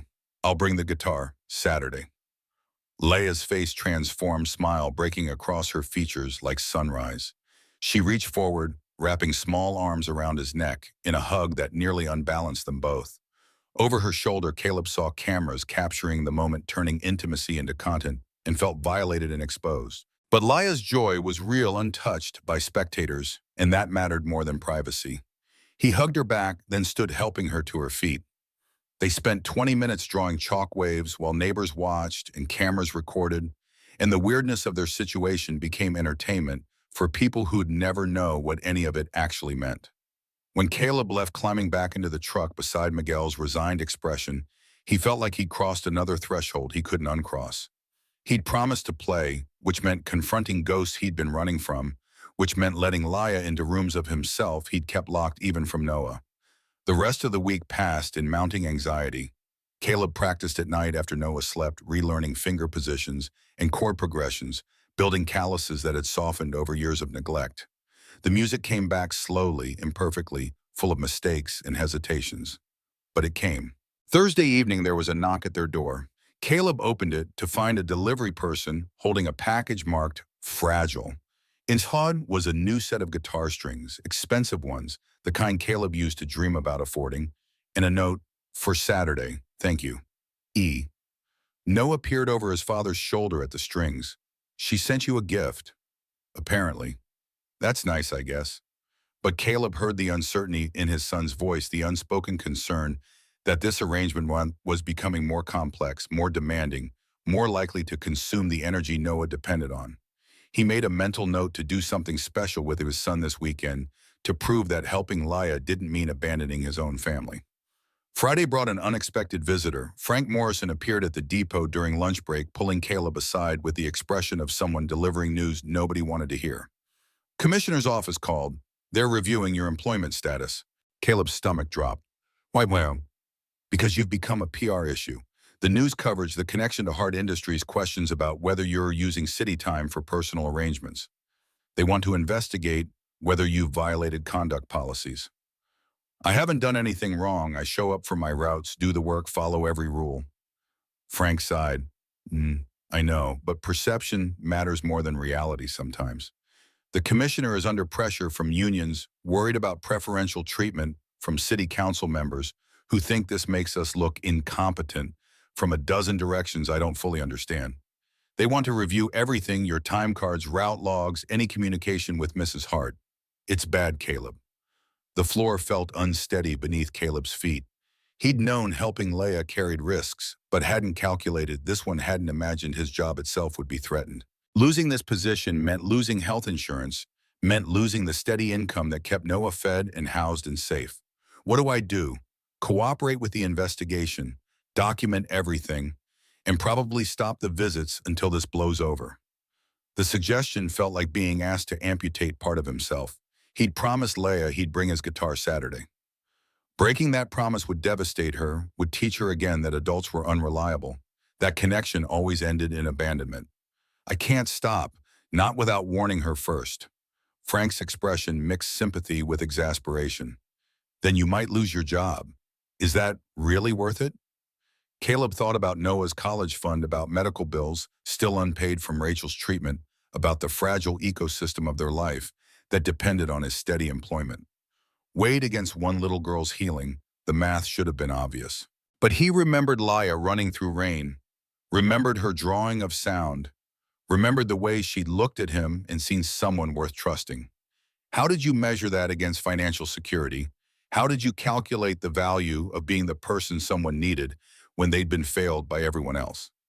I don't know, he admitted, but I made a promise. Frank shook his head, walking away with the defeated posture of someone who'd tried to save a drowning person and been pulled under himself. Caleb returned to work, moving through his shift with mechanical precision, while his mind spiraled through worst-case scenarios. That evening, he called Evelyn. She answered immediately, a voice sharp with concern. Is everything okay? My job's being investigated. They're reviewing whether I violated policies by helping Laya. Silence stretched across the line. Then Evelyn's voice came back harder than before. I'll fix this. You can't fix municipal bureaucracy. Watch me. And the line went dead. Within 2 hours, Caleb's phone exploded with calls from the commissioner's office, from his union representative from Frank Morrison, saying the investigation had been temporarily suspended pending further review. The speed suggested Evelyn had made calls to people who made other people move, that her wealth and influence had erected walls between Caleb and consequences. He should have felt grateful. Instead, he felt bought, like his choices were being managed by someone with resources he couldn't match, like he was becoming another problem she solved through application of money and power. But Saturday was still happening. His job was still intact for now, and he'd made a promise to a little girl who'd had too many promises broken already. Saturday morning arrived, cold and clear air sharp enough to hurt. Caleb dressed carefully, as if attending an important audition rather than meeting a 6-year-old. He packed his guitar in its case, the new strings Evelyn sent vibrating slightly with each movement. Noah appeared in the doorway as Caleb was leaving. You nervous, terrified. You're going to be great. The simple faith in his son's voice steadied him. Caleb pulled Noah into a hug, holding tight, trying to download 4 years of love into a single embrace. I'll be back by noon. Pizza for lunch. Extra cheese. The drive to Beacon Hill felt longer than usual, time stretching around anxiety. When he pulled up to the mansion, he was relieved to see no news vans, no gathered neighbors, just the empty driveway where chalk waves from previous visits had faded to ghost lines. Evelyn opened the door before he could knock, Laya bouncing slightly beside her, with barely contained excitement. The girl's eyes went immediately to the guitar case, lighting up in a way that made every doubt worth it. They gathered in what Evelyn called the music room, though it looked more like a museum exhibit than a space meant for sound. A grand piano sat in one corner, untouched since Marcus's death, according to the dust pattern. Windows overlooked the garden, where November had stripped trees to bones. Caleb set the case down, carefully opening it, while Leia watched with the intensity of someone witnessing a magic trick. The guitar emerged, wood catching light strings gleaming with their newness. He settled into a chair that probably cost more than his monthly rent, positioning the instrument against his body. His hands shook slightly.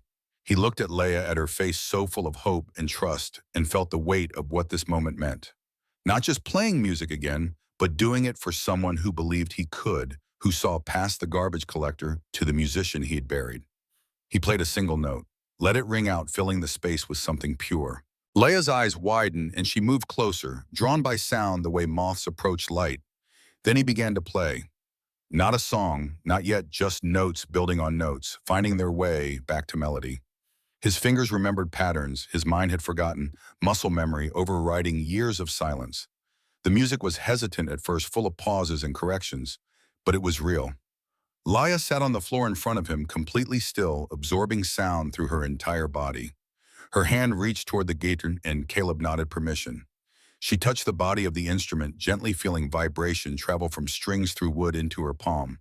Her mouth opened, closed, opened again. And then, soft as breath, she hummed. Not words, not even a clear melody. Just sound, her voice joining his guitar in the most tentative duet. The first vocalization she'd made in 6 years. Evelyn, standing in the doorway, collapsed against the frame, hand over her mouth to muffle sobs. But Caleb kept playing, not wanting to break the spell, and Leia kept humming, exploring her voice like discovering a new limb that had been there all along. They played together for 10 minutes that felt infinite, creating something that wasn't quite music but wasn't quite silence either. Something in between, where communication happened beyond language, where two damaged people met in the space grief had carved inside them. When Caleb stopped letting the final note fade, Leia looked up at him with tears streaming down her face. Then she whispered, voice raw from disuse but unmistakable. Thank you. 2 words, clear and deliberate and real. Evelyn fell to her knees, all composure shattered openly, weeping. Caleb felt his own eyes burn, felt 6 years of someone else's pain suddenly transform into hope so sharp it hurt to hold. Leia crawled into her mother's lap, and they held each other while crying and laughing, mixed into sounds that had no name but meant everything. Caleb set down his guitar, carefully overwhelmed by what he'd just witnessed, by the power of simply showing up and being willing to share broken pieces of himself. He left them there, mother and daughter, finally connected through the breakthrough they'd been chasing for years. Walking to his truck, guitar case in hand, he felt something fundamental had shifted. He wasn't just helping anymore. He'd become essential to this family's healing, and they to his. The responsibility terrified him. But for the first time since Rachel died, he felt like maybe his life still had purpose beyond survival, that maybe the music hadn't died with her, but had just been waiting for someone who needed it enough to call it back. He drove home thinking about resurrection, about how sometimes you had to let things die before they could be reborn into something new. His music wasn't what it had been, but it was becoming something else, something that served rather than performed. And somewhere in a mansion across the city, a little girl was speaking again. Voice tentative and small, but growing stronger with each word, learning that silence wasn't the only option, that sound could be trusted after all. The city continued around them, indifferent to their small miracles, but the world had changed in ways that mattered.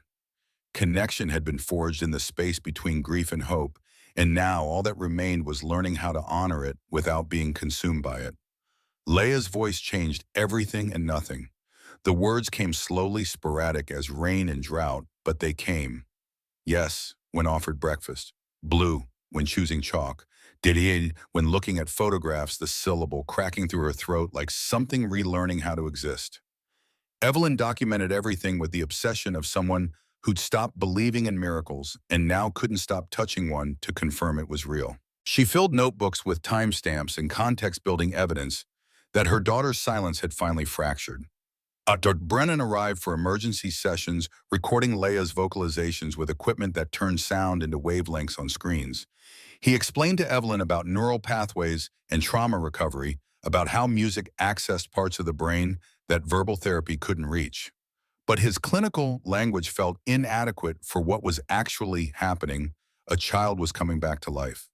The sessions with Caleb intensified.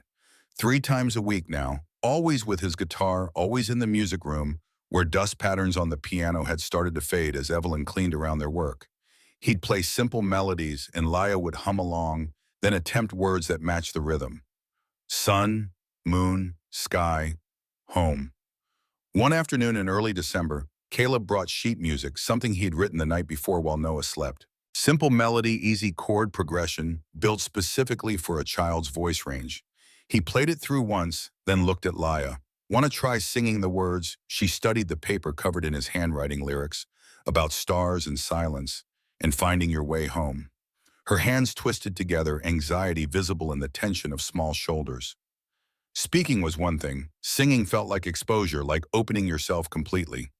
Evelyn started to intervene to say her daughter didn't have to perform, but Caleb caught her eye and shook his head slightly. This was Leia's choice to make. The girl's mouth opened, closed, opened again. Then wavering and uncertain sound emerged. Not quite singing, more like words carried on breath, but intentional. Shaped. Stars. Light. The way.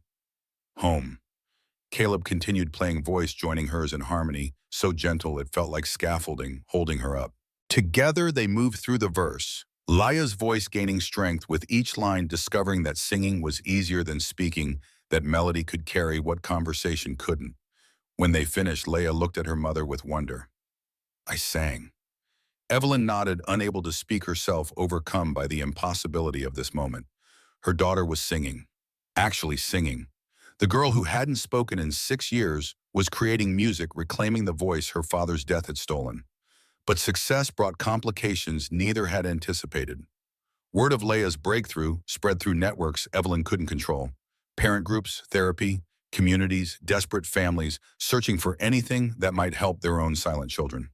Her office fielded dozens of calls daily from people begging for access to the music program or the specialist who'd achieved what traditional medicine couldn't. Evelyn's assistant compiled the requests into a document that read like testimony to collective desperation. Parents offering money, trading favors, pleading for just one session with Caleb, just one chance for their child to experience whatever magic had worked on Leia Hart. The document sat on Evelyn's desk for a week before she showed it to Caleb during one of his visits. They stood in her office while Leia practiced piano with a teacher. Evelyn had hired someone classically trained who understood trauma-informed pedagogy. Caleb read through the request with growing discomfort. These people think I have answers. I don't. I just showed up and got lucky. It wasn't luck. You understood something about silence that professionals missed. Evelyn moved to the window, looking out over the city that contained thousands of children like her daughter locked in their own private griefs. What if we could help them? Not all of them, but some. We. She turned face, carrying the determined expression Caleb had learned meant she'd already decided something and was now convincing others to agree. I want to create a center focused on music-based therapy for children with trauma. Hire professionals who understand your approach, Caleb, beyond just Leia. The proposal felt simultaneously generous and exploitative, taking something personal and making it institutional. Caleb thought about Noah, about his job that was still under review, about the life he'd built that was already straining under the weight of this arrangement. I'm not qualified to run a therapy center. I'm barely qualified to collect garbage. You wouldn't run it. We'd hire directors, therapists, administrators. But you'd be involved in developing the methodology, teaching others what you do instinctively. She paused. And you'd be compensated properly. A salary that reflects the value of this work. Money, again, the solution Evelyn returned to when human problems needed solving. But Caleb heard the genuine hope underneath, saw a woman who discovered her daughter could heal and wanted desperately to extend that possibility to others. Let me think about it. Of course. Take all the time you need. But time accelerated whether he was ready or not. The investigation into his employment concluded with a compromise. He could continue the hard arrangement if it happened outside working hours and used his personal vehicle. The decision satisfied nobody. Caleb lost paid time. The union complained about unpaid labor, and Evelyn felt guilty about costing him income she immediately tried to replace with donations he refused. Noah's frustration mounted in proportion to his father's involvement. Basketball games Caleb missed because of evening sessions with Leia. Science fair where he arrived late, exhausted, barely coherent with pride. A parent-teacher conference rescheduled 3 times before Caleb finally attended, only to hear that Noah's grades were slipping, that he seemed distracted and distant. The conversation happened late one night after another session at the mansion. Caleb came home to find Noah still awake, sitting at the kitchen table with homework spread around him like evidence. You said pizza for lunch last Saturday. You forgot. The accusation was quiet but devastating. Caleb had forgotten, consumed by Leia's breakthrough, by the wonder of hearing her sing. He'd come home hours late with apologies instead of extra cheese. I'm sorry, bud, I lost track of time. You always lose track of time now with her. Noah's voice cracked slightly. I know she needs help. I know it's important. But what about me? Don't I matter? The question split Caleb open. Of course Noah mattered. Noah was everything. But somehow in helping one child find her voice, he'd stopped hearing his own sons. You matter more than anything in this world. Then prove it. Noah stood gathering homework with sharp movements. I have a game Thursday. Be there. Not late, not distracted. Actually be there. He left for his bedroom door, closing with finality. Caleb sat alone in the kitchen that suddenly felt too small to contain his failures, too exposed to hide them. He'd thought helping Leia was noble, selfless, the kind of thing Rachel would have supported. But if it cost his relationship with Noah, what was he actually accomplishing? Thursday's game fell on the same evening Evelyn had scheduled a consultation with architects about the therapy center. She'd found a warehouse in Dockside, wanted Caleb's input on layout and design. But Noah's game started at 6, and there was no version of the day where Caleb could attend both. He called Evelyn the morning, a voice heavy with guilt he couldn't quite name. I need to cancel tonight. My son has a basketball game. Just silence on the line, then understanding in her voice. Of course. Family comes first. I'm sorry, I know the architects are coming from New York. Caleb, it's fine. We'll reschedule. Go to your son's game. But the ease of her accommodation made him feel worse, like his presence was optional, replaceable, not actually essential to this vision she was building. He showed up at Noah's school gym at 5:30 early, for once watching his son warm up with teammates who moved with the unconscious grace of youth. Noah saw him in the bleachers and smiled a real smile that Caleb hadn't seen in weeks. That smile was worth more than any breakthrough with Leia, more than any therapy center or public recognition. It was his son still willing to forgive, still hoping his father would choose him. The game was close, intense, Noah playing with focused determination that reminded Caleb of Rachel's stubbornness. In the final minutes with the score tied, Noah took a shot from three-point range that felt like it hung suspended forever before dropping through the net. The gym erupted, teammates mobbing him, and Caleb was on his feet cheering louder than anyone. Afterward, they went for burgers at a diner that had been their tradition before Laia entered their lives. Noah talked nonstop about the game, about school, about a girl he maybe liked but wasn't sure about, everything Caleb had been missing, while focused elsewhere. "I'm proud of you," Caleb said as they finished eating. "Not just the game, everything. You've been patient with me while I figured out this thing with Leia, more patient than I deserved." Noah shrugged, but pleasure showed in his face. "It's okay, I know helping people is who you are. Mom always said you couldn't walk past someone drowning without jumping in." He paused. "Just don't forget, I'm in the pool too sometimes." The metaphor hit hard, accurate in ways that made Caleb's chest tight. "I won't forget again." They drove home through streets decorated for Christmas lights, attempting cheer against winter darkness. Caleb felt the tension that had been building for weeks finally ease, like remembering how to breathe properly. Noah mattered. His son's happiness mattered more than any other child's healing, and he needed to build his life around that truth. But the next morning, Evelyn called with news that complicated everything. "Leia wants to do something for you. A thank you. She's been planning it with Dr. Brennan." "She doesn't need to thank me."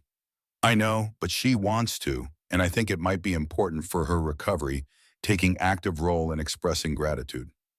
Evelyn's voice carried careful neutrality. "She wants to perform, sing the song you wrote in front of an audience, a small one, just family and her therapy team. Would you come?" The request felt like a test of divided loyalties. Noah needed him present and focused, but Laia needed him to witness this milestone, to see what their work together had created. "How did you choose between two children who both deserved everything when Saturday afternoon? I know it's asking a lot. I'll be there, but I need to bring Noah." Evelyn agreed immediately, understanding the compromise being negotiated.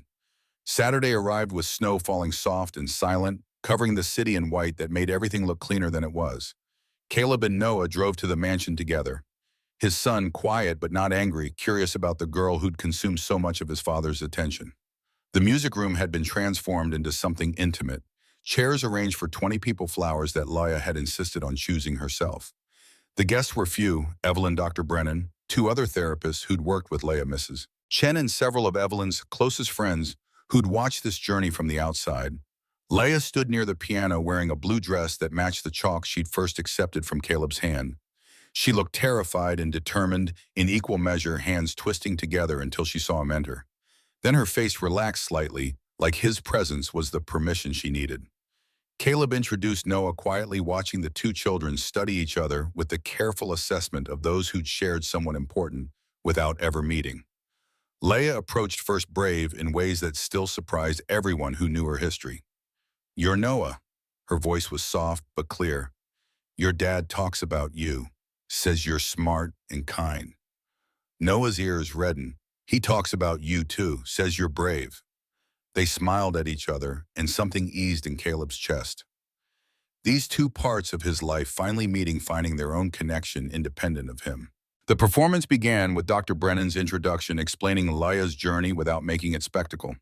Then Laia took her position, and Caleb moved to accompany her on guitar, the arrangement they'd practiced over weeks. She looked at her mother first. "This is for Dad, the dad I lost, and for Caleb, who helped me find my voice again." The words were prepared, rehearsed, but genuine in their delivery. Then she began to sing, voice tentative at first, but growing stronger with each line. The song about stars and finding your way home took on new meaning in her mouth, became about loss and recovery, and the people who hold your hand through darkness. Caleb played softly, letting her voice lead, watching her face transform as fear gave way to joy. This was her reclaiming power, turning silence into sound, proving that trauma didn't get the final word. When they finished, the room erupted in applause that Leia accepted with a shy smile, bowing slightly, the way someone had taught her. Evelyn was openly crying, and even Dr. Brennan looked moved beyond professional detachment. But what Caleb noticed most was Noah on his feet, applauding face lit with something like awe. After the performance, his son approached him with new understanding in his eyes. "That was amazing, Dad. I get it now. Why you had to help her." The validation from his son meant more than any professional recognition could. Caleb pulled Noah close, one arm around him, while Leia approached from the other side, and for a moment felt like maybe he could hold both these children's needs without choosing, without failing either one. The reception afterward was subdued, intimate people congratulating Leia on her courage, while she mostly hid behind her mother's legs, exhausted by her own bravery. Evelyn found Caleb near the refreshments, her expression carrying the weight of decisions made. "I have something to tell you. About the therapy center." Caleb waited, reading tension in her shoulders. "I'm donating the majority of my liquid assets to fund it, 30 million with more committed over the next decade. We're calling it the listening room." She paused. "I want you to be part of it, not as employee but as co-founder. Your name beside mine." The proposal was staggering in scope and implication. $30 million. His name attached to something permanent and institutional, the kind of legacy most people only dreamed of building. "Why, Puo? Because you started this, because your approach deserves to be shared, because I've spent my life building things for profit and I want to build something that matters." Her voice dropped. "Because my daughter can sing again, and other children deserve that chance too." Caleb thought about the warehouse Evelyn had shown him plans for, the space that could hold dozens of children and families and therapists. Thought about scaling what had been accidental into something intentional, turning luck into methodology. But he also thought about Noah's game, about missed moments and divided attention and the cost of saying yes to something this big. "I need to talk to my son first. This affects his life too." "Of course. Take the time you need." That night, after they'd returned home and eaten leftover pizza, Caleb laid it all out for Noah. The offer, the implications, what it would mean for their lives if he accepted. His son listened with the gravity of someone being consulted on adult decisions for the first time. $30 million, Noah said finally. "That's a lot." "It is. And you'd be helping kids like Leia, kids who need someone to understand them." "That's the idea." Noah was quiet for a long time, processing. When he spoke again, his voice carried a maturity that reminded Caleb how much his son had grown in the months since Rachel died, how much he'd had to grow. "Mom would want you to do it. She'd say you can't walk past people who need you." He paused. "But I need you to promise something. Anything. Promise that I still come first. That if I need you, you'll be there. Not sometimes. Always." Caleb felt tears threaten, overwhelmed by his son's wisdom and generosity. "I promise. You always come first. Always." They shook on it, formal and silly and perfect, sealing an agreement that felt more important than any contract Evelyn's lawyers could draft. 1 year later, the listening room opened its doors and Dockside transformed from warehouse into sanctuary. The space held music therapy rooms, quiet corners for overwhelmed children, instruments of every kind, and walls painted with murals designed by kids who'd found their voices there. 50 children enrolled in the first month, each carrying their own silence, their own trauma, their own desperate hope for healing.